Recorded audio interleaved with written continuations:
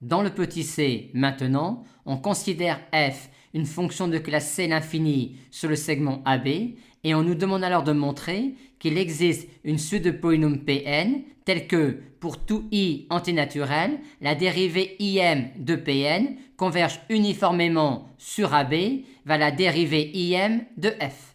Il est ici impossible d'utiliser le petit b pour un cas particulier. On va donc devoir utiliser le petit b pour tous les antinaturels k supérieurs ou égal à 1.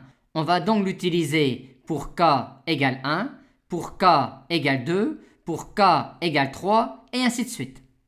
Et on voit alors apparaître sous nos yeux notre suite de polynômes P1, P2, P3, P4, et ainsi de suite, telle que la suite Pn converge uniformément vers f sur le segment AB, telle que la suite P'N converge uniformément vers f' sur le segment AB, telle que la suite P seconde n converge uniformément sur AB vers f seconde, telle que la suite dérivée troisième de Pn converge uniformément sur AB vers la dérivée troisième de petit f, et ainsi de suite.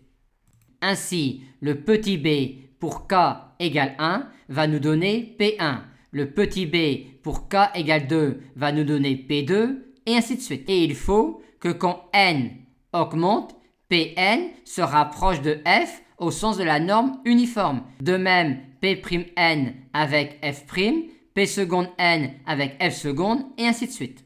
Mettons maintenant cela en forme.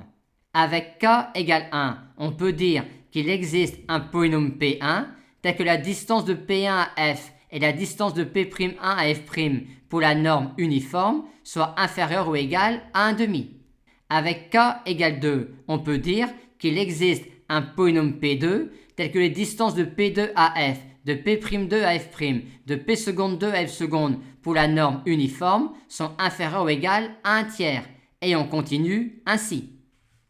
De manière générale, pour k égale n, on va dire qu'il existe un polynôme Pn tel que la distance de Pn à f, de P'N à f', et enfin de la dérivée nème de Pn à la dérivée nème de f soit inférieure ou égale à 1 sur n plus 1 pour la norme de la convergence uniforme. Et validons maintenant que la suite de polynômes Pn ainsi construite vérifie bien ce qui est demandé. Et visuellement, on le voit bien, avec à chaque fois une inégalité qui démarre un peu plus tard à chaque fois. Ainsi, si on fixe un entier i supérieur ou égal à 0, on peut dire que pour n supérieur ou égal à i, on a alors cette inégalité-là, qui démontre que la dérivée im de Pn converge uniformément sur le segment AB vers la dérivée im de f.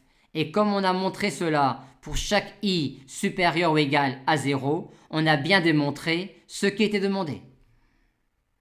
Dans le petit d maintenant, on prend f qui est de classe C l'infini, mais cette fois-ci sur R.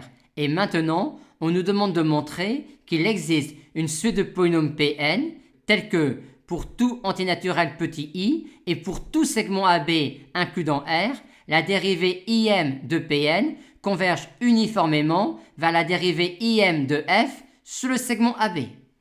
La différence avec le petit c, c'est que cette fois-ci f est de classe C l'infini sur R et que cette fois-ci, on souhaite avoir une convergence uniforme, non pas sur un segment fixé, mais sur tout segment AB inclus dans R.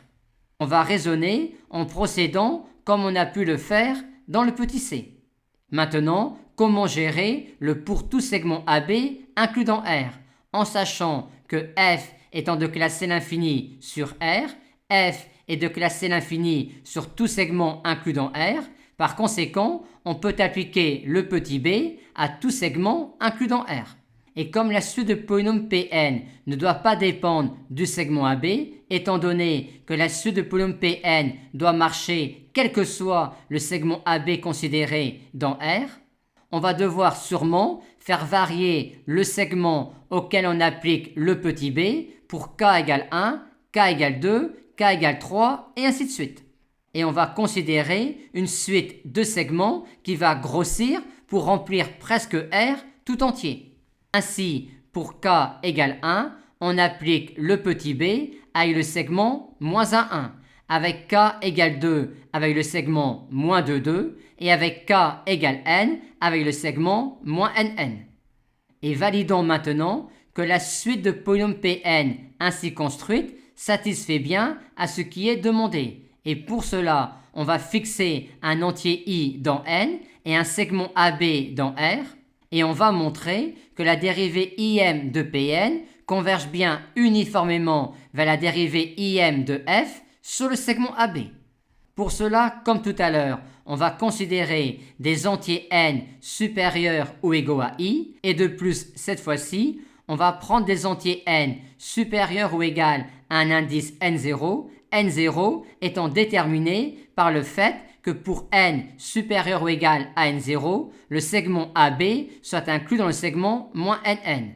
Par conséquent, on a alors pour n supérieur ou égal à ce n0-là et à i, cette inégalité-là, qui démontre que la dérivée im de Pn converge bien uniformément sur le segment AB vers la dérivée im de f. Et comme on a montré cela pour i fixé dans n et pour un segment AB quelconque inclus dans R, on a bien démontré que notre suite de polynômes Pn répondait bien à ce qui était demandé.